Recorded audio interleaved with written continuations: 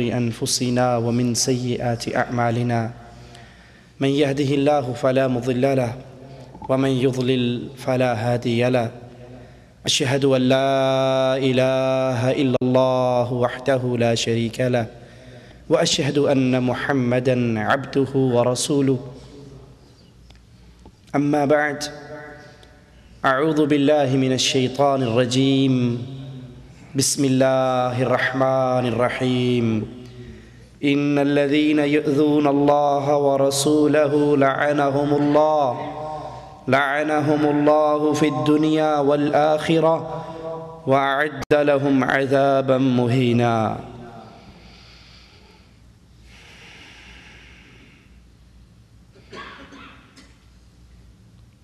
جنت کا متلاشی دن اور رات اسی سوچ میں مگن رہتا ہے کہ کس طرح اللہ کی جنت کا حقدار میں بھی بن جاؤں۔ اس کی محنت، اس کا ذوق، جنت کی طلب، یہ ہر وقت اس کے دل کے اندر جگہ بناتی رہتی ہے اور اس کے لیے کام کرتا رہتا ہے۔ اور جہنم میں جانے والے، جہنم کا ایندھن بننے والے، وہ بھی اپنے سیاہ عملوں کے ساتھ اپنے نامہ اعمال کو سیاہ کر رہے ہیں۔ اور جنت میں جانے کے لیے ایک عمل بڑا مفید ہے۔ سائل آ کر کہتا ہے یا رسول اللہ صلی اللہ علیہ وسلم قیامت کب آئے گی؟ امام کائنات، امام اعظم، امام الانبیاء محمد الرسول اللہ صلی اللہ علیہ وسلم پوچھتے ہیں قیامت کے لیے کیا تیاری کی ہے؟ یہ پوچھنے والے کہ قیامت کب آئے گی، تیری تیاری کیا ہے؟ کہنے لگا آقا علیہ الصلاۃ والسلام کوئی خاص تیاری تو نہیں ہے، کوئی خاص اعمال کا سٹاک تو نہیں ہے، لیکن ہاں میں اللہ اور اس کے رسول سے محبت کرتا ہوں۔ آقا علیہ الصلاۃ والسلام نے فرمایا تو جن سے محبت کرتا ہے جنت میں انہی کا ساتھی ہوگا۔ حضرت انس رضی اللہ عنہ وارضہ فرماتے ہیں آقا کی زبان مبارک سے یہ جملے سن کر اسلام لانے کے بعد اتنی خوشی اور کسی بات سے نہیں ہوئی جتنی خوشی اس بات سے ہوئی کہ جو جس سے محبت کرے گا جنت میں اس کا ساتھی ہوگا۔ لوگوں، میں رسول اللہ سے محبت کرتا ہوں، ابو بکر سے محبت کرتا ہوں، عمر سے محبت کرتا ہوں، اور گمان ہے اللہ پر نیک کہ میں ضرور جنت میں ان کا ساتھی بنوں گا۔ تو جنت میں جانے کے لیے محبت رسول صلی اللہ علیہ وسلم بڑا بہترین ذریعہ ہے، بڑا عظیم عمل ہے۔ اور اسی طرح جہنم میں جانے کے لیے آقا علیہ الصلاۃ والسلام کے بارے میں غلط جملے کہنا، آپ کی اہانت کرنا، آپ کی توہین کرنا، آپ کی گستاخی کرنا، ہمیشہ کی بربادی کے لیے یہ ایک گناہ ہی کافی ہے۔ ہمیشہ کے لیے ایندھن بن جانا اتنا ہی کافی ہے کہ انسان اس کی توہین کرے جس کی تعریف عرش والے نے اپنے قرآن میں بیان کی ہے، جس کی تعریف میں عائشہ رضی اللہ تعالی عنہا سے جب سائل پوچھتا ہے نبی کا اخلاق کیا ہے تو حضرت عائشہ پوچھتی ہے کیا تو نے قرآن نہیں پڑھا؟ کہتا ہے قرآن تو پڑھا ہے۔ کہا پورا قرآن ہی محمد کا اخلاق ہے صلی اللہ علیہ وسلم۔ جو اس سے محبت کرتا ہے وہ جنت میں اس کا ساتھی، اور جو اس سے نفرت کرتا ہے، اس کی اہانت کرتا ہے، اس کی گستاخی کرتا ہے، یہی عمل اس کی بربادی کے لیے کافی ہے۔ ایک صحابی رات کو آقا کے دروازے پہ پہرا دے رہا ہے، تازہ مسواک لے کر، تازہ پانی لے کر، اس انتظار میں ہے کہ کب میرے نبی علیہ الصلاۃ والسلام رات کو اٹھیں، آپ کو پانی کی حاجت ہو، وضو کے لیے میں آپ کی خدمت کرتے ہوئے یہ چیزیں دوں۔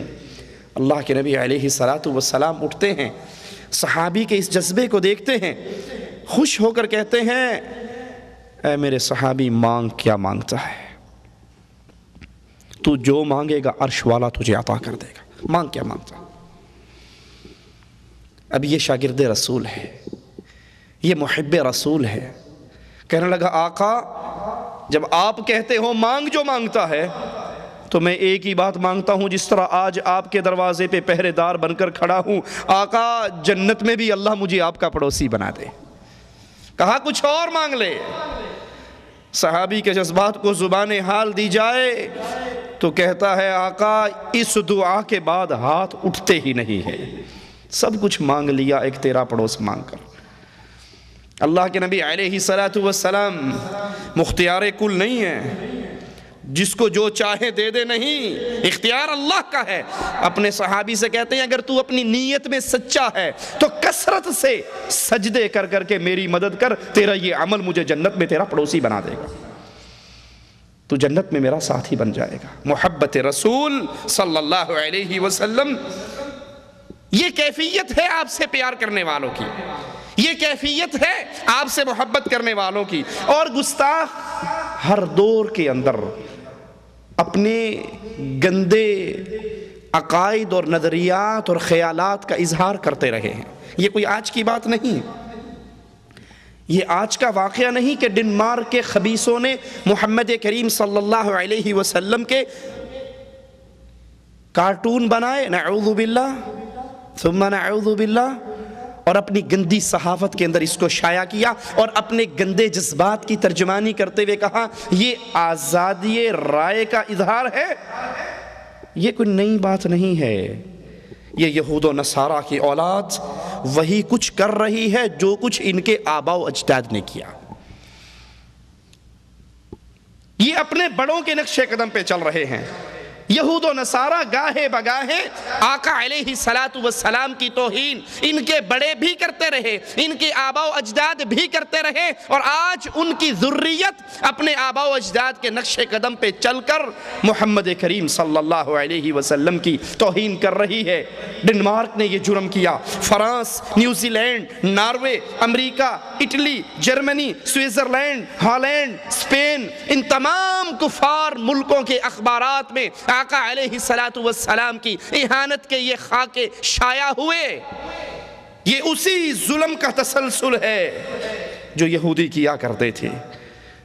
کبھی کوئی یہودیہ آپ علیہ السلام کے خلاف اشعار پڑھتی تھی، کبھی زہر والا کھانا لا کے آپ کے سامنے رکھ دیتی تھی۔ آئیے ذرا ان گستاخوں کے بارے میں مالک عز و جل کے فیصلوں کو پڑھیں، شریعت اسلام کیا کہتی ہے۔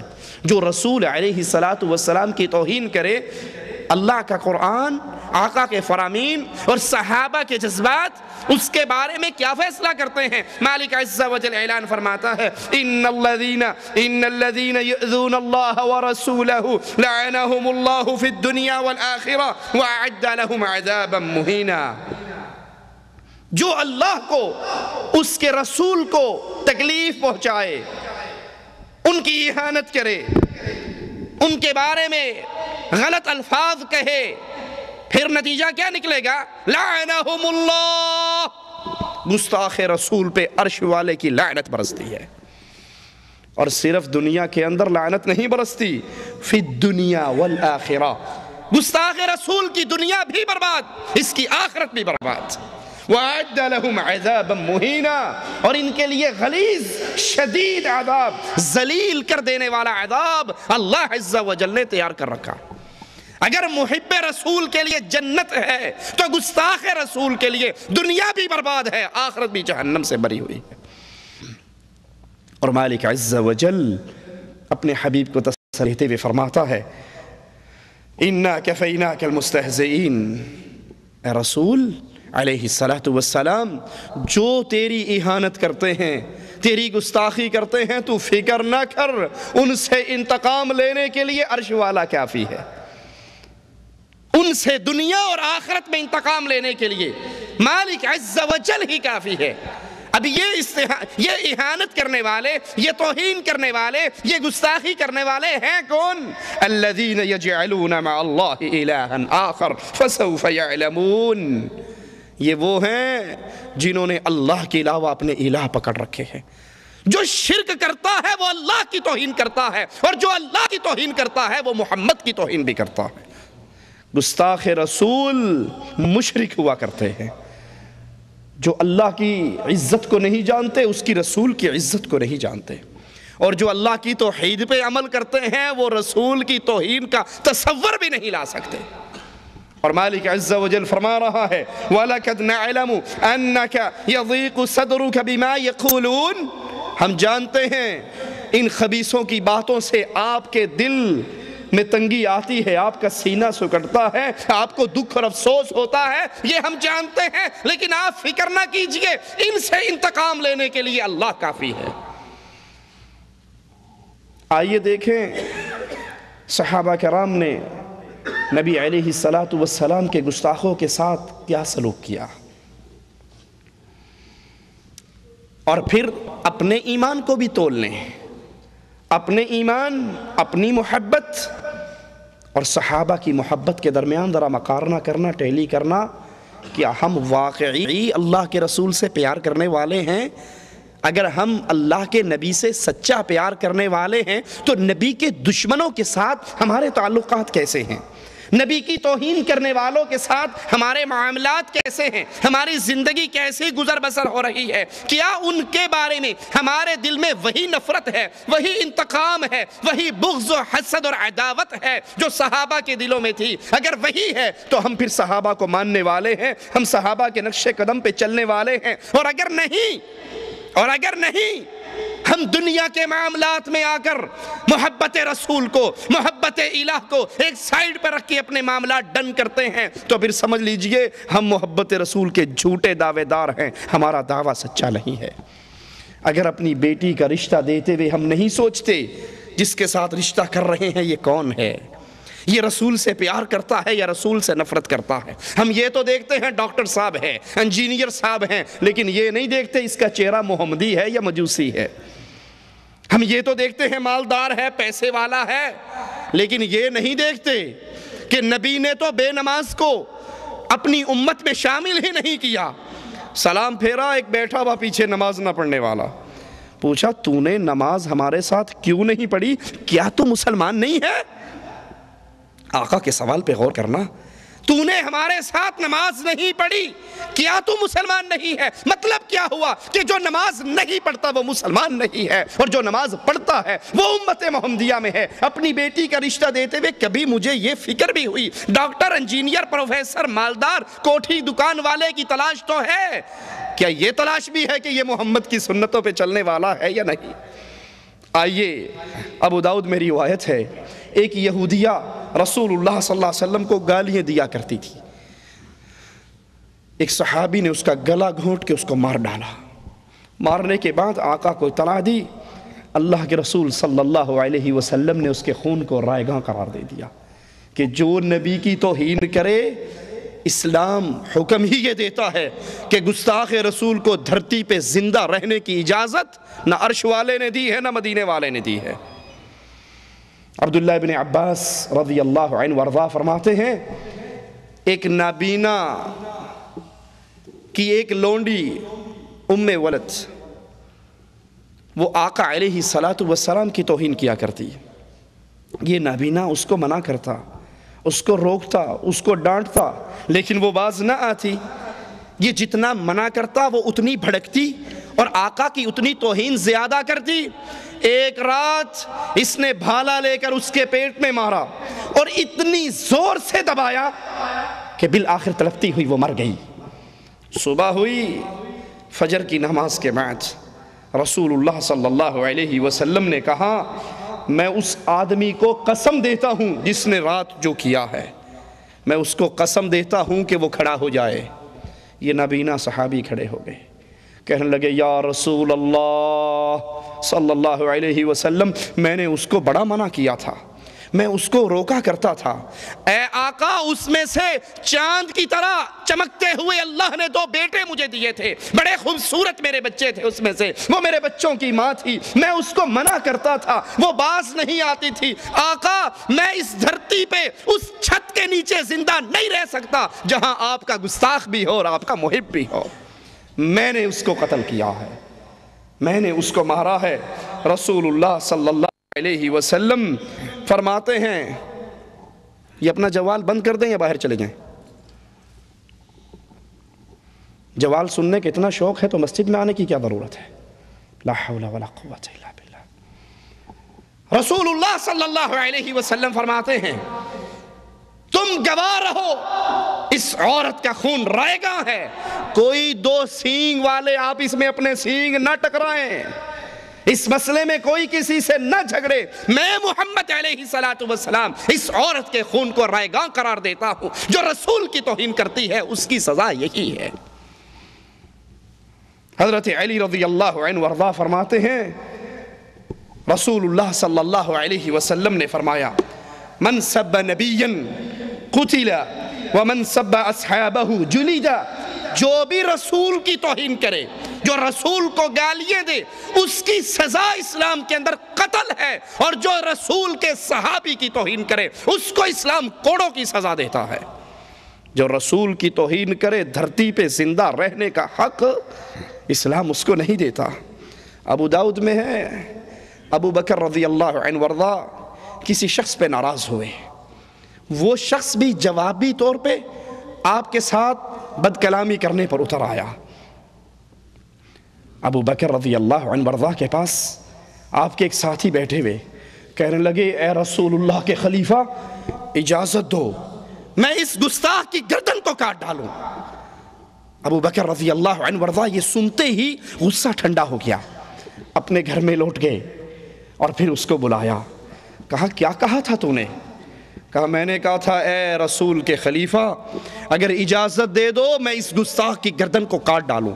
کہا اگر میں تجھے کہتا کہ اس کی گردن کو کاٹ دے کیا واقعی تو کاٹ دیتا؟ کہا اللہ کی قسم جو آپ کے ساتھ بد کلامی کر رہا تھا میں اس کی گردن کو کاٹ ڈالتا۔ جواب میں ابو بکر کہتے ہیں اللہ کی قسم ہرگز نہیں، یہ شان ابو بکر کی نہیں، یہ شان صرف محمد کی تھی صلی اللہ علیہ وسلم۔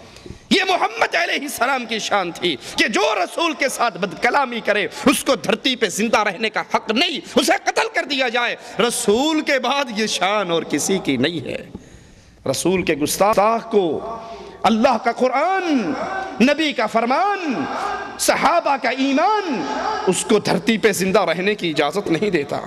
اسماء بنت مروان بنی امیہ بن زید کے خاندان سے تھی، آقا علیہ السلام کو تکلیف دیا کرتی تھی، اسلام میں عیب نکالتی، نبی کے خلاف لوگوں کو اکساتی ابھارتی۔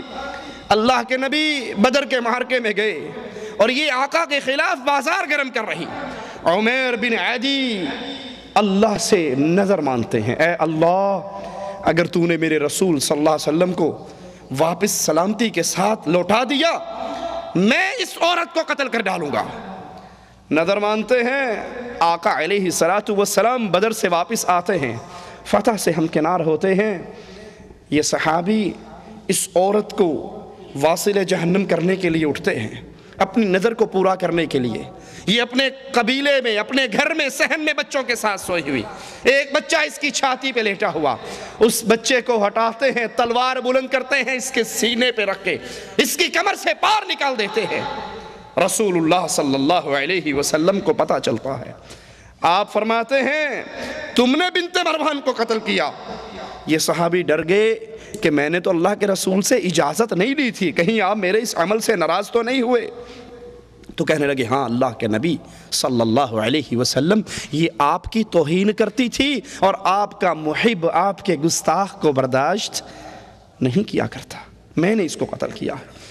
رسول علیہ السلام نے فرمایا اے میرے صحابہ کی جماعت، اگر تم میں سے کوئی دیکھنا چاہے ایسے آدمی کو جس نے اللہ اور اس کے رسول کی غیبی مدد کی، عمیر بن عدی کو دیکھ لو، یہ رسول کی غیبی مدد کرنے والا ہے، اس نے حق ادا کیا ہے اپنے ایمان کا، اس نے حق ادا کیا ہے اپنی محبت کا۔ ایک عورت آقا علیہ السلام کو گالیاں دیا کرتی تھی۔ آج کے ڈنمارک کے اخباروں میں جو بکواس چھپی ہے وہ تازی بات نہیں، یہ یہود و نصارہ کی آباء و اجداد کے کرتوت ہیں۔ اللہ کے نبی کو گالیاں دیتی، آقا علیہ السلام نے فرمایا من یکفینی عدوی، کون ہے جو میرے دشمن سے بدلہ لے، میرے دشمن سے انتقام لے، میرے دشمن سے فیصلہ کروائے، یا وہ دھرتی پہ زندہ بچے۔ میری گستاخی کرنے والا، صحابی کھڑے ہوتے ہیں، خالد ابن ولید کہتے ہیں اللہ کے نبی آپ کے دشمن سے انتقام میں لیتا ہوں، اور جاتے ہیں اس عورت کو قتل کراتے ہیں۔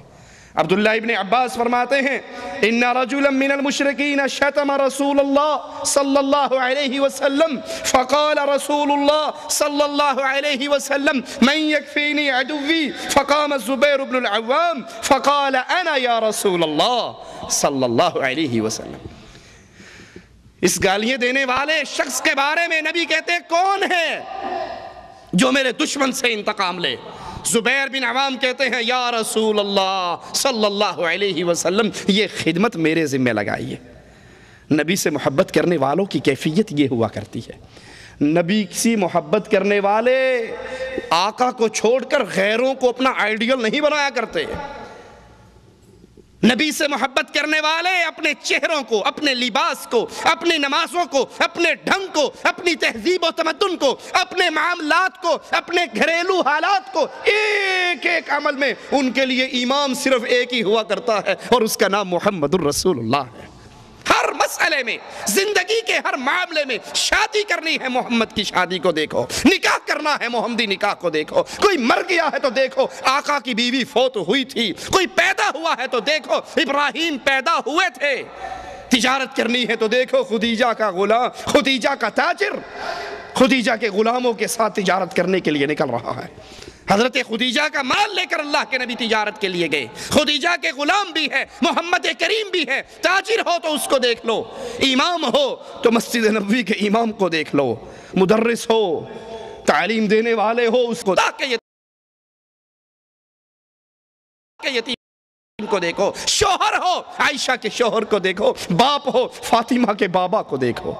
زندگی کا کون سا موقع ہے جس میں آقا ہمارے لیے نور کا مینارہ بن کر نہ کھڑے ہو؟ محب رسول ہر حال میں نبی علیہ السلام کی زندگی کو دیکھتا ہے، ان کے حالات کو دیکھتا ہے، ان کے واقعات کو دیکھتا ہے۔ حضرت زبیر کھڑے ہوئے، کہا اللہ کے نبی آپ کے دشمن سے بدلہ میں لوں گا، اس کو قتل کر ڈالا۔ آقا علیہ السلام نے مقتول کا سارا مال حضرت زبیر کو دے دیا، اس کے سارا مال حضرت زبیر رضی اللہ عنہ وارضاہ کے حوالے کر دیا۔ کعب بن اشرف آقا علیہ السلام کا دشمن، نبی کے خلاف دشمنی کی آگ کو بھڑکانے والا، بدر میں جب اللہ کے نبی علیہ السلام کامران واپس لوٹتے ہیں، کامیاب واپس لوٹتے ہیں، کفار کے سرداروں کو جہنم رسید کر کے، اس کے پیٹ میں بڑا مروڑ اٹھتا ہے، یہ بھاگتا ہے مکے والوں کے پاس پہنچتا ہے، خود بھی روتا ہے ان کو بھی رلاتا ہے، مکے کے مرنے والے سرداروں کے لیے اشعار کہتا ہے۔ مکے کے سردار عقل مند تھے، جانتے تھے محمد علیہ السلام بھی آسمان سے آئے ہوئے نبی ہیں، اور یہ یہودی بھی آسمانی دین کو مانتے ہیں، ان کے دین کے اندر بھی بت پرستی حرام ہے۔ اپنا تزکیہ لینے کے لیے کہتے ہیں کعب بن اشرف ذرا یہ بتاؤ ہم زیادہ حق پر ہیں یا محمد زیادہ حق پر ہے صلی اللہ علیہ وسلم۔ اب یہودی جانتے تھے کہ اللہ کے نبی کا دین سچا، کتاب سچی، شریعت سچی، لیکن غیظ و غضب میں، نفرت میں، عداوت میں، حسد میں آ کر کہتا ہے کہ تمہارا دین بت پرستی والا محمد علیہ السلام کے دین سے زیادہ بہتر ہے۔ واپس آتا ہے، اللہ کے رسول صلی اللہ علیہ وسلم کی توہین میں اشعار کہتا ہے، مسلمان صحابیات کی توہین میں اشعار کہتا ہے۔ آقا علیہ السلام آواز لگاتے ہیں من لقعب ابن الاشرف، کون ہے جو کعب ابن اشرف سے انتقام لے، اس کی گردن کو اڑا ڈالے؟ فَإِنَّهُ قَدْ آذَ اللَّهَ وَرَسُولَهُ، یہ وہ ہے جس نے اللہ اور اس کے رسول کو تکلیف دی ہے۔ محمد بن مسلمہ کہتے ہیں رضی اللہ عنہ وارضاہ، یا رسول اللہ صلی اللہ علیہ وسلم یہ کام کرنے کے لیے میں حاضر ہوں۔ یہ تھی نبی سے محبت کرنے والوں کی کیفیت۔ رئیس المنافقین کے بیٹے نے آ کر کہا تھا آقا اگر میرے بابا کو قتل کرنے کا فیصلہ کر چکے ہو، آقا یہ خدمت میرے علاوہ کسی اور کے ذمہ نہ لگانا، اپنے باپ کی گردن کو میں خود کاٹ کے آپ کے قدموں میں ڈال دوں گا، یہ خدمت مجھے دینا۔ حضرت محمد جاتے ہیں، اس یہودی سردار سے ملتے ہیں، اور اس سے پہلے آقا سے اجازت لیتے ہیں، یا رسول اللہ صلی اللہ علیہ وسلم، اس یہودی کو کچھ اپنے جال میں پھانسنے کے لیے مجھے آپ کے بارے میں کچھ کہنا پڑے گا، کہیں یہ نہ ہو میں آپ کا انتقام لینے جا رہا ہوں، آپ کے بارے میں کوئی غلط بات منہ سے نکالوں تو خود ایمان سے محروم ہو جاؤں۔ اجازت ہے؟ آپ نے کہا اجازت ہے۔ اس کو کہتے ہیں کہ یہ جو نبی جس کی ہم نے اتباع کی ہے، اس سے تو ہم تنگ آ گئے ہیں، کبھی صدقے مانگتا ہے، کبھی چندہ مانگتا ہے، کبھی زکوٰۃ مانگتا ہے، کبھی خیرات مانگتا ہے، ہم تو کھانے پینے سے گئے۔ اس نے کہا ابھی کیا؟ ابھی تو ابتدائے عشق ہے، آگے آگے دیکھ ہوتا ہے کہ ابھی سے، میں تو تمہیں پہلے منع کرتا تھا۔ کہنے لگے اب چونکہ اس کا کلمہ پڑا ہے، اس کے پیچھے چلے ہیں، اس کو چھوڑ بھی نہیں سکتے، اس کا انجام دیکھنا چاہتے ہیں تو ہمیں کچھ غلہ دے دے، ہم بڑے غربت کے اندر دن گزار رہے ہیں۔ کہا اچھا اپنی عورتوں کو میرے پاس گروی رکھ جاؤ اور غلہ لے جاؤ۔ کہا تو عرب کا بڑا حسین ہے، نوجوان ہے، مالدار ہے، اپنی بیویوں کو تیرے پاس چھوڑیں گے تو فتنے میں مبتلا کریں گے، یہ نہیں ہو سکتا۔ کہا اپنی اولاد کو چھوڑ جاؤ۔ کہا ہم تو مر جائیں گے، اولاد بڑی ہوگی، لوگ ان کو تانے دیا کریں گے، تمہارے باپ نے تھوڑی سی غلے کے لیے تمہیں گروی رکھ دیا تھا۔ کہا پھر کیا چاہتے ہو؟ کہا اپنا اسلحہ تمہارے پاس ہم گروی رکھ دیتے۔ معاملہ طے ہو جاتا ہے، یہ اگلی ملاقات پہ پھر آتے ہیں۔ ابو نائلہ اس یہودی کے روائی بھائی، وہ بھی ساتھ ہیں، رات کو پہنچتے ہیں، پلاننگ پہلے سے طے کر چکے ہیں، اور قلعے کے پاس آ کے آواز لگاتے ہیں، کعب بن اشرف، عرب کی عورتوں کی ذہانت کا بھی کیا کہنا۔ وہ عرب کی عورت اس یہودی کی بیوی کہتی ہے اس آواز کے پیچھے نہ جاؤ، مجھے اس آواز میں سے خون ٹپکتا ہوا محسوس ہو رہا ہے۔ آواز سن کے کہتی ہے یہ خونی آواز ہے، اس کے پیچھے نہ جاؤ۔ کہا یہ تو میرا روائی بھائی ہے جو بلا رہا ہے، دوسرا محمد بن مسلمہ ہے جو مجھے بلا رہا ہے، اس پر میں ضرور جاؤں گا۔ باہر نکلتا ہے خوشبوؤں میں نہایا ہوا۔ حضرت محمد بن مسلمہ کہتے ہیں تیرے سر سے بڑی پیاری خوشبو آ رہی ہے۔ آج کل بھی کسی کی تعریف کر دو نا تو سینہ تھوڑا سا چوڑا ہو ہی جاتا ہے۔ یہ بھی آکڑ گیا، کہندا دنیا کی حسین ترین بیوی عورت میرے بستر میں ہے اور دنیا کی قیمتی ترین خوشبوؤں سے نہائی ہوئی ہے۔ کہا ہم تو غریب آدمی ہیں، ہمیں بھی خوشبو سونگھا دے۔ تو اپنا سر تکبر سے نیچے کرتا ہے کہ سونگو، دیکھو میری خوشبو کتنی پیاری ہے۔ وہ ایک دفعہ سونگتے ہیں، کہتے ہیں ذرا میرے ساتھی بیچارے مسکین غریب ہیں، ان کو بھی سونگنے دے۔ کہا یہ بھی سونگ لیں، سونگ کے چھوڑ دیتے ہیں، پھر تھوڑا سا آگے چلتے ہیں، پھر کہتے ہیں بڑا ہی لطف آیا تھا تیری اس خوشبو سے، ایک دفعہ اور ہو جائے۔ وہ دوبارہ پھر سر تکبر سے، سینہ تو اس کا چوڑا ہو ہی چکا، اپنی تعریف سن کے فخر میں تو وہ آ ہی گیا، کہتا ہے ایک مرتبہ اور ہو جائے۔ وہ اپنا سر پھر جھکاتا ہے، کچھ فاصلے پہ جا کے تیسری مرتبہ پھر کہتے ہیں کہ ایک مرتبہ پھر ہمیں دے دے، اس خوشبو سے ہم بھی مزے لے لیں۔ یہ سر جھکاتا ہے، محمد بن مسلمہ اس کو قابو کرتے ہیں اور اپنے ساتھیوں سے کہتے ہیں لو اللہ کے دشمن کو اس کی گردن کو کاٹ ڈالو۔ تلواریں بلند ہوتی ہیں، کعب بن اشرف کی گردن اس کے وجود سے جدا ہو جاتی ہے۔ یہ اس گردن کو اٹھاتے ہیں، رسول اللہ صلی اللہ علیہ وسلم کے پاس آتے ہیں۔ اللہ کے نبی علیہ السلام جو ہی اس کو سنتے ہیں، صحابہ کہتے ہیں، صحابہ کو جواب میں کہتے ہیں تمہارے چہرے کامیاب ہو گئے۔ نبی کے صحابی کہتے ہیں آقا آپ کا چہرہ بھی چمکتا ہوا کامیاب ہو گیا۔ اللہ اکبر کی آواز صحابہ بھی بلند کرتے ہیں، محمد کریم بھی بلند کرتے ہیں، اور اس گستاخ کا سر، اس یہودی کا سر محمد کریم کے قدموں میں رکھ دیتے ہیں۔ آقا جو ذمہ داری لگائی تھی وہ پورا کر چکا۔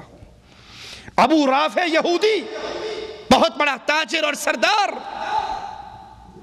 جنگ خندق میں کفار کی مالی مدد کرنے والا، ان کو ابھارنے والا یہی ظالم۔ اللہ کے پیارے حبیب علیہ السلام اس سے انتقام لیتے ہیں۔ صحیح بخاری کے اندر حدیث موجود ہے، حضرت براء بن عازب روایت فرماتے ہیں بعث رسول اللہ صلی اللہ علیہ وسلم الى ابی رافع الیہودی رجالا من الانصار، آپ نے انصاری نوجوانوں کو بھیجا، حضرت عبداللہ کو ان کا امیر بنایا، یہ اپنے قلعے میں رہنے والا۔ وہ جاتے ہیں اپنے ساتھیوں کو ایک جگہ پہ روکتے ہیں اور کہتے ہیں میں کوئی حیلہ تلاش کرتا ہوں اس خبیث تک پہنچنے کے لیے، تم یہاں پر انتظار کرو، میں واپس آتا ہوں۔ شام ہو چکی، اندھیرا چھا رہا، لوگ اپنے جانوروں کو لے کر قلعے کے اندر داخل ہو رہے۔ اس صحابی نے چادر لے کر اوڑھ کر ایسے بیٹھ گئے جیسے کوئی قضائے حاجت کے لیے بیٹھتا ہے دروازے کے قریب۔ دربان کہنے لگا او بھلے آدمی اندر آنا ہے تو آ جا، میں دروازہ بند کر لوں گا، پھر ساری رات باہر پڑا رہے گا۔ تو یہ اپنا جسم چھپا کے، چہرہ چھپا کے داخل ہو جاتے ہیں۔ وہ تالا لگاتا ہے، چابی ایک تاکدان میں رکھتا ہے، یہ صحابی اس کو اچھی طرح دیکھ لیتے ہیں۔ اور جب قصہ گو شعراء ابو رافع کے پاس سے اٹھ کے نکل جاتے ہیں، وہ اپنے محل میں اکیلا ہوتا ہے، یہ صحابی داخل ہوتے ہیں۔ ذرا محبت رسول کا اندازہ کیجئے، جس دروازے کو کھولتے ہیں اندر داخل ہو کے اس کی کنڈی لگا لیتے ہیں۔ کیوں؟ بھاگنے کے لیے دروازہ کھلا رہنا چاہیے نا کہ جلدی بھاگ جاؤں گا۔ دروازہ اس لیے کنڈی لگاتے ہیں کہ اگر اس کو قتل کرنے سے پہلے قلعے والوں کو پتہ لگ گیا تو مجھ تک اس وقت تک وہ نہ پہنچ سکے جب تک اس خبیث کی گردن کو کاٹ نہ ڈالوں۔ بعد میں جو ہوگا دیکھا جائے گا، مجھے اپنی کیا فکر ہے؟ مجھے تو یہ فکر ہے کہ جو کام رسول اللہ صلی اللہ علیہ وسلم نے ذمہ لگایا وہ ادھورا نہ رہے۔ دروازوں کو کھول رہے ہیں، کنڈیاں لگا رہے ہیں، اندر جا رہے ہیں، کنڈیاں لگا رہے ہیں، اور پھر اس کے کمرے میں پہنچتے ہیں جہاں وہ اپنی بیوی کے ساتھ آرام کر رہا ہے۔ اس کا نام لے کے آواز لگاتے ہیں ابو رافع۔ وہ کہتا ہے کون ہے؟ اس کی آواز کے اوپر تلوار کا وار کرتے ہیں، لیکن وار کامیاب نہیں گزرتا۔ وہ چیخ لگاتا ہے، یہ باہر نکل آتے ہیں۔ تھوڑی دیر کے بعد پھر آواز بدل کر کہتے ہیں ابو رافع یہ چیخ کیسی تھی؟ وہ کہتا ہے تیری ماں روئے تجھ پر، ابھی کسی نے مجھ پہ تلوار کا وار کیا، اب جو آواز آتی ہے اس پہ تلوار لگاتے ہیں اور ایسا زبردست وار کرتے ہیں کہ اس کے جسم کو دو ٹکڑوں میں بدل ڈالتے ہیں۔ واپس آتے ہیں، دروازے کھول رہے ہیں، نکل رہے ہیں، کہتے ہیں میں یہ سمجھا کہ اب زمین آ گئی، لیکن ابھی زمین نہیں آئی تھی، زینہ باقی تھا۔ میں زمین سمجھ کے پاؤں نیچے رکھتا ہوں کہ سیڑھی سے نیچے گر جاتا ہوں، میری پنڈلی ٹوٹ جاتی ہے، میں اپنے کپڑے سے اس کو باندھ لیتا ہوں۔ قلعے سے باہر نکل کر بھاگتا نہیں ہوں، بلکہ وہاں دیوار کے پاس بیٹھ کے انتظار کرتا ہوں کہ میں اس وقت تک نہیں جاؤں گا جب تک مجھے یہ یقین نہ ہو جائے کہ محمد علیہ السلام کا دشمن قتل ہو چکا ہے۔ فجر ہوتی ہے، ایک یہودی دیوار پہ چڑھ کے اعلان کرتا ہے میں ابو رافع یہودی کی موت کا اعلان کرتا ہوں۔ وہ اصل کاروائی کرنے والے سارے انتظار میں بیٹھے ہیں، کمانڈر صاحب کب آئیں تو حملہ کریں۔ یہ جا کر کہتے ہیں اس ظالم کا سر میں اکیلا ہی کاٹ آیا ہوں۔ رسول اللہ صلی اللہ علیہ وسلم کے پاس پہنچتے ہیں، اللہ کے نبی علیہ السلام کو اپنی ٹوٹی ہوئی پنڈلی دکھاتے ہیں، آقا اس پنڈلی پہ ہاتھ لگاتے ہیں۔ صحابی فرماتے ہیں پھر زندگی بھر اس میں کبھی درد بھی نہیں ہوا۔ یہ صحابہ کی محبت، یہ نبی کے ماننے والوں کا ترہ امتیاز، یہ ان کا طریقہ حیات۔ اور آج میرا اور آپ کا طریقہ کیا ہے؟ جانتے ہیں کہ ڈنمارک کے خبیثوں نے آقا کی یہ توہین کی ہے، لیکن اور کچھ نہیں کر سکتے، کم از کم ان کی مصنوعات کا بائیکاٹ ہی کر ڈالیں۔ اور کچھ نہیں کر سکتے، ان سے نفرت کا اظہار کرنے کا یہی طریقہ اپنا لیں کہ ان کے ملکوں کی بنی ہوئی چیزوں کو ہم خریدنے کے لیے تیار نہیں۔ کچھ تو اپنے ایمان کی حرارت کا ثبوت ہم بھی دیں۔ صحیح بخاری میں عبد الرحمن بن عوف رضی اللہ عنہ ارضا کا قصہ ہے، کہتے ہیں بدر کے لیے صفیں لگی ہوئی، میں دائیں طرف دیکھتا ہوں ایک نوجوان بچہ نظر آتا ہے، بائیں طرف دیکھتا ہوں انٹرینڈ ایک نوجوان بچہ نظر آتا ہے۔ ابھی میرے دل میں یہ گمان ہے کہ کاش میں بھی کچھ بہادر نوجوانوں کے درمیان ہوتا، ٹریننگ یافتہ لوگوں کے درمیان ہوتا، منچے ہوئے قاتل میرے دائیں اور بائیں ہوتے اور ان کے ساتھ مل کر میں قتال کرتا۔ میرا تو دایاں بھی کمزور ہے، بایاں بھی کمزور ہے۔ میں ابھی یہی سوچ رہا کہ دائیں والے نے کپڑا ہلا کر کہا چچا ابو جہل کہاں ہے؟ یہ وہ نوجوان بچے جنہوں نے ایمان کی روشنی میں پرورش پائی تھی، جن کی آنکھ کھلتے ہی ان کے گھروں میں ڈش انٹینے کی لعنت نظر نہیں آتی، جن کی تربیت کے لیے ان کے ماں باپ نے گھر میں کیبل نہیں لگوائی تھی، جن کو برباد کرنے کے لیے ان کے ماں باپ نے اپنے کمروں میں گانوں کی سیڈیاں، فلموں کی سیڈیاں، بے حیائی کا بازار گرم نہیں کر رکھا تھا۔ یہ وہ نوجوان تھے جو اللہ اور اس کے رسول کی محبت پہ پروان چڑھے تھے۔ یہ وہ تھے بچے جن کی دینی کیفیت یہ تھی۔ انصاری صحابہ اللہ کے نبی صلی اللہ علیہ وسلم کے پاس آئے، انصار کی جماعت آئی یہ کہنے کے لیے، یہ سوال کرنے کے لیے کہ آقا ہمارے غلاموں کو پانی دور سے بھر کے لانا پڑتا ہے باغوں کو سیراب کرنے کے لیے، آپ دعا کر دو اللہ مدینے میں ہی چشمے جاری کر دے۔ رسول اللہ صلی اللہ علیہ وسلم نے ان صحابہ کو دیکھ کر کہا مانگو کیا مانگتے ہو، اور جو مانگو گے عرش والا عطا کر دے گا۔ مانگو، کیا مانگنے آئے تھے؟ پانی۔ اتنی بڑی گارنٹی سنی کہ جو مانگو گے اللہ عطا کرے گا، اپنا سوال بھول گئے۔ کہا آقا کچھ لمحوں کی اجازت دو، ہم مشورہ کر کے آپ کو بتاتے ہیں کہ مانگنا کیا ہے۔ ارے جو مانگنا تھا وہ تو گھر سے فیصلہ کر کے آئے، لیکن آقا کی گارنٹی سن کے فیصلے بھول گئے۔ کہا نبی نے اتنی بڑی گارنٹی دے دی، جو مانگو گے عطا ہوگا، آؤ بیٹھ کے فیصلہ کریں مانگنا کیا ہے۔ ان میں ایک انصاری نوجوان بچہ بھی تھا، چھوٹی عمر کا صحابی بھی تھا۔ وہ کہنے لگا ارے پانی کے سوالیو، پانی تو پھر بھی لایا جا سکتا ہے، جب آقا نے اتنی بڑی گارنٹی دی ہے کہ آج جو مانگو گے عطا ہوگا، تو آؤ پھر نبی کے پاس چل کے ایک ہی سوال کرتے ہیں۔ اللہ کے نبی دعا کرو اللہ ہم سب کے گناہوں کو معاف فرما دے۔ کہتے ہیں آقا ہم انصاریوں کے لیے دعا کر دو اللہ ہمارے گناہوں کو معاف فرمائے۔ نبی کے ہاتھ بلند ہو جاتے ہیں اللہ انصار کو معاف فرما۔ وہ کہتے ہیں اللہ کے نبی ہمارے لیے دعا کریں، آپ فرماتے ہیں اللہ انصاریوں کے بیٹوں کو، انصاریوں کے پوتوں کو معاف فرما۔ وہ کہتے ہیں یا رسول اللہ دعا کرو اللہ ہمارے غلاموں کو بھی معاف کر دے۔ یہ وہ بچے جو دین کی تربیت پہ پیدا ہوئے، جنہوں نے دین کی روحانی زندگی کے اندر جوانی کی بہاریں دیکھی۔ کیا میں نے آپ نے اپنے بچوں کی یہی تربیت کر رکھی ہے؟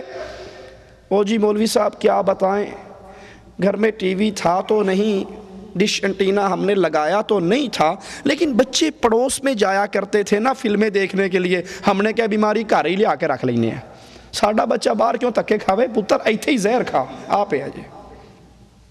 ہم گانے سنتے تو نہیں تھے لیکن بچے لوگوں کے گھر میں جا کے سیڑیاں دیکھتے، ہم نے اپنے گھر میں لا کے بدماشی کا اڈا کھول دیا۔ ابن عوف کہتے ہیں دائیں طرف معصوم بچہ، بائیں طرف۔ ابھی دائیں والے کی بات کا جواب نہیں دیا کہ ادھر والے نے بھی چادر ہلائی۔ چچا ابو جہل کہاں ہے؟ اور جانتے ہو ابو جہل کون تھا اس وقت؟ کفار کی فوج کا کمانڈر ان چیف۔ کہتے ہیں بھتیجو تم اس کا کیوں پوچھ رہے ہو؟ کہا چچا ہمیں پتہ لگا ہے کہ وہ ہمارے آقا کو گالیاں دیتا ہے، اور آج گھر سے چلتے وقت یہ فیصلہ کر کے آئے تھے یا گستاخ رسول زندہ رہے گا یا ہم زندہ رہیں گے۔ آج ماں نے یہ پٹی پڑھا کے بھیجا تھا، بیٹو یا تم اس دھرتی پہ رہنا یا محمد علیہ السلام کے گستاخ کو زندہ چھوڑنا۔ چچا آج اس کے قتل کے بغیر ہم گھر نہیں لوٹنے والے۔ عبد الرحمن کہتے ہیں مجھے ابو جہل چلتا ہوا نظر آیا کفار کی صفوں میں۔ میں نے کہا بھتیجو جس دشمن کی تلاش میں تھے وہ سامنے ہے۔ یہ دونوں بچے ایسے لپکے جیسے تیر کمان سے نکلتا ہے، اور اپنی تلواروں سے اس کو لہو لہان کر ڈالا، اور تلواریں لے کر دوڑتے ہوئے رسول اللہ صلی اللہ علیہ وسلم کے پاس پہنچے۔ ایک آواز لگا رہا ہے اللہ کے نبی آپ کے دشمن کو میں نے قتل کیا، دوسرا کہتا ہے اللہ کے نبی آپ کے دشمن کو میں نے قتل کیا۔ نبی دیکھتے ہیں دونوں کی ہی تلواروں پہ خون لگا ہے، کہا تم دونوں نے ہی قتل کیا۔ مسلمانوں کی کیفیت، مسلمانوں کا طرز عمل، مسلمانوں کا سلوک نبی کے گستاخ کے ساتھ یہ ہوا کرتا ہے۔ اور آقا علیہ السلام مکہ کو فتح کرتے ہیں، معافیوں کی بہاریں ہیں، جو آ رہا ہے معاف کر رہے ہیں۔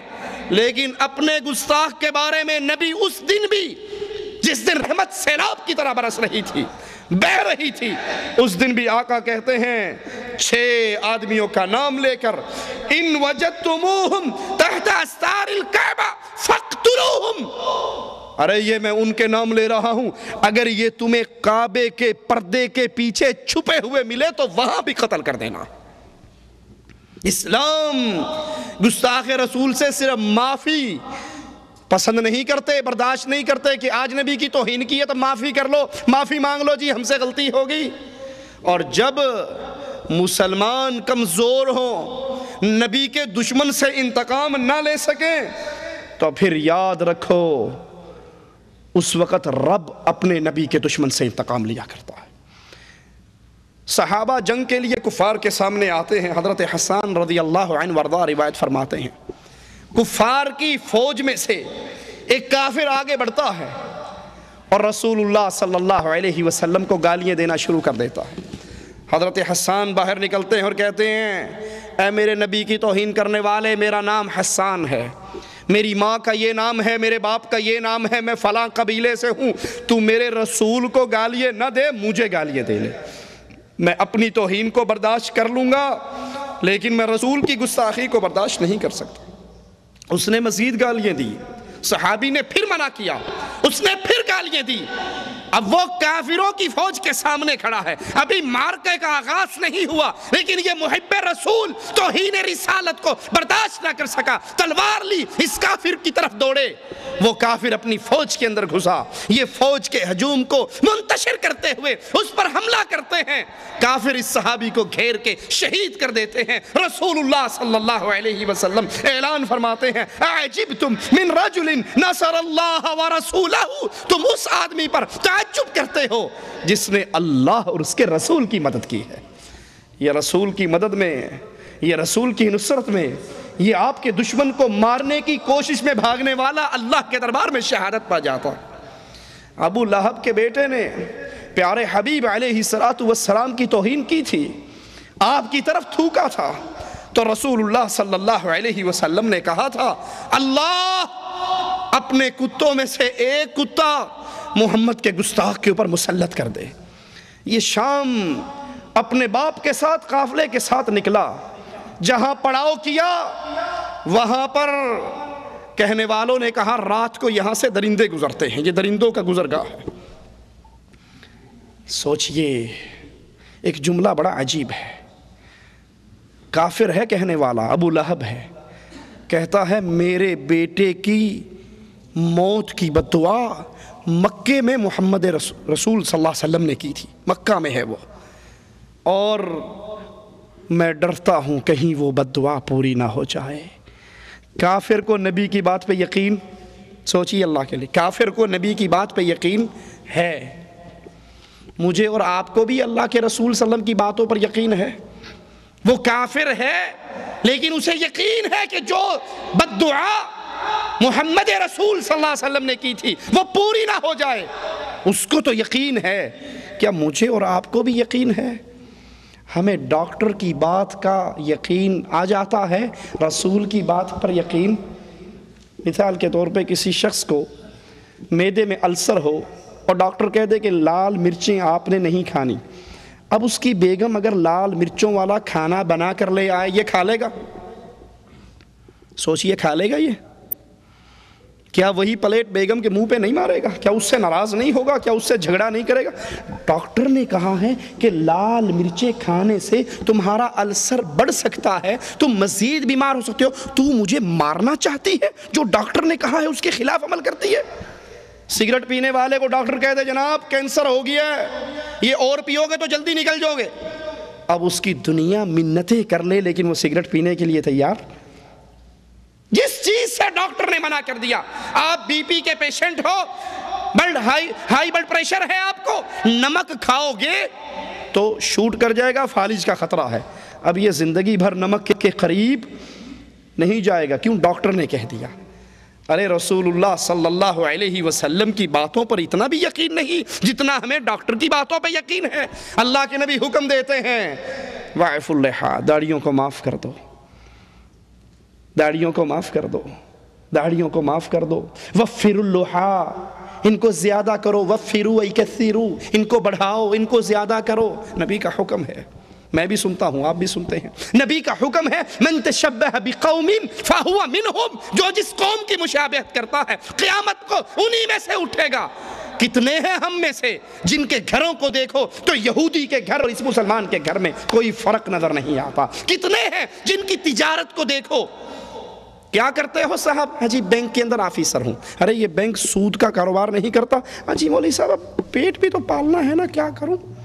پھلوں کی ریڑھی لگا کر غربت چٹنی کے ساتھ گزارا کر لے، یہ گزر جائے گی. اگر توہین رسالت کرتے ہوئے، رسول کی مخالفت کرتے ہوئے، رسول کے حکموں کو چھوڑتے ہوئے، ان سے ٹکراتے ہوئے زندگی اچھی گزار بھی لی، اگلے جہان میں زندگی کیسی گزرے گی؟ جتنی ڈاکٹروں کی بات پہ ہمیں بھروسے ہوتے ہیں، رسول کی بات پہ اتنا بھروسہ بھی نہیں ہے. انا للہ و انا الیہ راجعون. اس کافر کو یقین تھا. کہا رسول اللہ صلی اللہ علیہ وسلم نے، محمد الرسول اللہ نے تو ہی دعا کی تھی میرے بچے کی حفاظت کرو. کفار نے اپنے اونٹوں کو ابو لہب کے بچے کے گرد بٹھایا اور اس کو اس کے اپنے قافلے کے درمیان سنایا. اللہ نے ایک شیر کو بھیجا جو اونٹوں کے دائرے کو توڑتا ہوا آیا، کسی کو کچھ نہیں کہا اور گستاخ رسول کو قتل کر ڈالا، اس کو چیر پھاڑ ڈالا، کیونکہ محمد کریم کے گستاخ کو دھرتی پہ زندہ رہنے کا حق نہیں ہے. جانوروں کے ذریعے بھی اللہ عز و جل گستاخ رسول سے انتقام لے لیا کرتا ہے. ایک شخص مسلمان ہوتا ہے عیسائیوں سے، اللہ کے نبی کا کاتب بن جاتا ہے، آپ کے لیے وحی لکھتا ہے، پھر مرتد ہو جاتا ہے اور عیسائیوں میں جا کر کہتا ہے رسول اللہ صلی اللہ علیہ وسلم کو کچھ نہیں پتا سوائے ان باتوں کے جو میں نے لکھ کر اس کو بتائی ہے، اور کچھ نہیں جانتا. جو میں لکھ کر دیتا رہا وہی پڑھ پڑھ کے لوگوں کو سناتا ہے اور کچھ نہیں جانتا. یہ مر جاتا ہے، قبر میں دفن کیا جاتا ہے. یہ دھرتی، یہ زمین بھی گستاخ رسول کو برداشت نہیں کرتی. صبح ہوتی ہے، اس کے ساتھی دیکھتے ہیں اس کی لاش باہر پڑی ہوئی ہے. وہ سمجھتے ہیں یہ کارنامہ محمد رسول اللہ صلی اللہ علیہ وسلم کے صحابہ نے کیا ہوگا، مسلمانوں نے کیا ہوگا. اگلے دن قبر کو اور گہرا کھودتے ہیں اور اس مردے کو دفن کرتے ہیں. صبح ہوتی ہے، آتے ہیں، دیکھتے ہیں قبر نے اس کی لاش کو پھر باہر پھینک دیا ہے. وہ پھر وہی سمجھتے ہیں کہ یہ مسلمانوں کی کارروائی ہے. تیسرے دن اس کو مزید گہرا دفن کرتے ہیں اور مزید زمین میں گڑے مار کر اس کو ڈالتے ہیں. صبح ہوتی ہے تو وہ پھر باہر پڑا ہوتا ہے. سمجھ جاتے ہیں یہ مسلمانوں کی کارروائی نہیں ہے، یہ توہین رسالت کرنے والے مجرم کی سزا ہے. ڈنمارک کے کافروں نے تو آقا علیہ السلام کی توہین کی. میری اور آپ کی ذمہ داری کیا ہے؟ کیا اپنے ملکوں میں جلوس نکال کے، ٹائر جلا کے، اپنا منہ اور پڑوسیوں کا منہ کالا کر کے لوگوں کی موٹر سائیکلیں توڑ کے گھر میں آ جائیں؟ یہ ہماری ذمہ داری ہے. کفار رسول کی توہین کیوں کر رہا ہے؟ تاکہ مسلمانوں کا رشتہ اپنے رسول سے کمزور ہو جائے، یہ اپنے رسول سے دور ہٹ جائیں، یہ رسول کی تعلیمات سے دور ہٹ جائیں. کافر آپ کو جتنا رسول اللہ کی تعلیمات سے دور ہٹاتا ہے، آپ کی ذمہ داری ہے اتنا ہی اپنے رسول سے اپنے رشتے کو مضبوط کر لو. نبی کی سیرت کو پڑھو، نبی کی صورت جیسی صورت بناؤ، نبی جیسی زندگی اپناؤ. شادی کرنی ہے تو محمدی طریقے پہ کرو. نمازی ہے، پرہیزگار ہے، بڑا اچھا ہے، لیکن شادی کرتے ہوئے یہ پہچاننا ناممکن ہو جاتا ہے کہ یہ ہندو کی شادی ہے یا رسول اللہ کے ماننے والے کی شادی ہے. میں غلط کہوں تو مجھے ٹوک دینا. کیا شادیوں پہ ڈھول نہیں بجتے؟ یہ ڈھول بجانا سنت رسول اللہ ہے یا ہندوؤں کی سنت ہے؟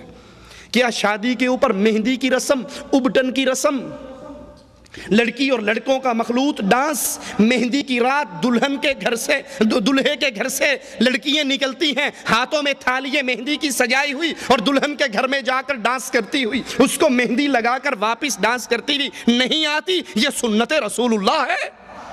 آقا تو مسجد سے باہر نکلنے والے صحابہ اور صحابیات کو راستے میں اکٹھا چلتے ہوئے دیکھتے ہیں تو آواز لگاتے ہیں، اے عورتوں تمہیں حق نہیں پہنچتا کہ راستے کے سڑک کے درمیان میں چلو، اور مردو تم راستے کے درمیان میں چلا کرو، عورتوں تم راستوں کے کناروں پہ چلا کرو. راوی حدیث کہتا ہے یہ ایک فرمان سننے کے بعد عورتوں کی یہ کیفیت ہو گئی کہ جب وہ چلتی ان کے کپڑے، ان کے دوپٹے دیواروں کے پتھروں میں اٹک جایا کرتے تھے۔ وہ تو اس اختلاط کو برداشت نہیں کرتے جو مسجد رسول سے نکلا ہے، اور آپ کی اور میری شادی پر پردے کے سارے معاملات ختم کہ آج خوشی کا دن ہے، جو جی چاہتا ہے کرتے ہیں۔ نبی کی نصرت کا طریقہ کیا ہے؟ کفار آپ کو سیرت رسول سے دور کرنا چاہتا ہے، آپ اپنے رشتے کو اور قریبی کیجئے، کافروں سے دشمنی کیجئے، ان کی مصنوعات کا بائیکاٹ کیجئے، ان کی تہذیب کا بائیکاٹ کیجئے، ان کے کردار کا بائیکاٹ کیجئے، ان کے اخلاق کا بائیکاٹ کیجئے۔ اپنے گھروں میں دیکھیے وہ کون سے اعمال ہیں جن کے کرنے سے کافر راضی ہوتا ہے، اور وہ کون سے اعمال ہیں جن کے کرنے سے رسول اللہ کی سنت پہ عمل ہوتا ہے۔ کافروں کے سارے اعمال کو چھوڑ کر اپنے گھر کو محمدی بنائیے، اولاد کو محمدی بنائیے، بیوی کو محمدی رنگ میں رنگیے، ایک ایک عمل میں سیرت رسول صلی اللہ علیہ وسلم کو اپنائیے، اس سیرت کی دعوت دیجئے، کتاب کے ذریعے، کیسٹ کے ذریعے، سی ڈی کے ذریعے پیغام پہنچائیے، اس کو عام کیجئے، تاکہ کفار جتنا رسول اللہ صلی اللہ علیہ وسلم کی توہین کرنا چاہتے ہیں، ہم نبی کی سیرت کو اتنا ہی اجاگر کریں۔ اور جو دعوت رسول اللہ صلی اللہ علیہ وسلم ساری زندگی دیتے رہے، قولوا لا الہ الا اللہ کی دعوت، اللہ کی توحید کی دعوت، اس دعوت کو کمر بستہ ہو جائیے، گلی گلی کوچے کوچے میں ایک آوازے کو بلند کر دیجئے، لوگو لا الہ الا اللہ، اللہ کے علاوہ نہ کوئی مشکل کشا ہے، نہ حاجت روا ہے، نہ غوث اعظم ہے، نہ بگڑی بنانے والا ہے، نہ بری کرنے والا ہے، نہ غریب نواز ہے، نہ بندہ نواز ہے، نہ بندہ پرور ہے، نہ لجپال ہے، پالنے والا بھی اللہ، کھلانے والا بھی اللہ، پلانے والا بھی اللہ، اولاد دینے والا بھی اللہ۔ جب یہ ساری صفتیں اللہ کی ہیں تو پھر عبادت کے لائق صرف ایک اللہ کی ذات ہے، اس کے علاوہ کسی اور کی عبادت نہیں ہو سکتی۔ یہ دعوت توحید نبی نے دی، اس دعوت کے لیے نبی کی بیٹیوں کو طلاق ملی، اس دعوت کے لیے طائف میں نبی زخمی ہوئے، اس دعوت کے لیے احد کے گڑھے میں آپ کو گرایا گیا، ماتھا مبارک زخمی ہوا، سب کچھ برداشت کیا، لیکن لا الہ الا اللہ کی دعوت کو نہیں چھوڑا۔ آئیے ہم بھی اس دعوت کی تجدید کریں، ہم بھی اس دعوت کو لے کر اٹھیں، ہم بھی وہ ہم اور غم بنائیں جو اللہ کے رسول صلی اللہ علیہ وسلم کا ہم اور غم تھا۔ اللہ کے نبی نے فرمایا تھا، اگر میرے یہ ایک ہاتھ پہ چاند رکھ دیں، ایک پہ سورج رکھ دیں، یہ انہونا کام کر بھی گزریں، یہ کر لیں، میں اللہ کی توحید کی دعوت سے پھر بھی باز نہیں آتا۔ اللہ سے دعا ہے، اللہ ہماری خطاؤں کو معاف فرمائے، اللہ ہماری سیاہ کاریوں کو معاف فرمائے، اللہ ہمیں توحید پہ قائم اور دائم رکھے، اللہ ہمیں رسول اللہ صلی اللہ علیہ وسلم کی سنت پہ عمل کرنے کی توفیق عطا فرمائے، اللہ ہمیں اپنی نماز، اپنا روزہ، حج، زکوٰۃ، نکاح، طلاق، لباس، گھر بار، تجارت، شادی بیاہ، زندگی کے ہر مسئلے میں اللہ ہمیں محمدی بنائے، محمد کے نقش قدم پہ چلائے صلی اللہ علیہ وسلم، اور اس حال میں موت دے، اللہ ہم سے راضی ہو، ہم اپنے اللہ سے راضی ہوں۔ اللہ اے اللہ، تجھے تیری اسماء و صفات کا واسطہ ہے مالک، تو ہمیں پیارے حبیب جناب محمد الرسول اللہ صلی اللہ علیہ وسلم کے مبارک ہاتھوں سے حوض کوثر کا جام عطا فرمانا۔ اے اللہ، ہمیں ہمارے نبی کے جھنڈے کے نیچے جنت میں ان کا پڑوسی بنا دینا۔ اے اللہ، جنت کی سب سے بڑی نعمت تیرے چہرے کا دیدار ہے مولا، اللہ ہمیں ان خوش نصیبوں میں شامل فرما لے جو قیامت کے دن تیرے چہرے کا دیدار کریں گے، جیسے 14ویں کے چمکتے ہوئے چاند کو دیکھنے میں تکلیف نہیں ہوتی۔ تیرے نبی نے بتایا ہے کہ مومن جنت میں اپنے رب کا ایسے ہی دیدار کریں گے۔ اللہم اجعلنا منہم ومعہم وفیہم بعفوک وبمنک وبکرمک۔ اقول قولی ھذا واستغفر اللہ لی ولکم ولسائر المسلمین فاستغفروہ انہ هو الغفور الرحیم۔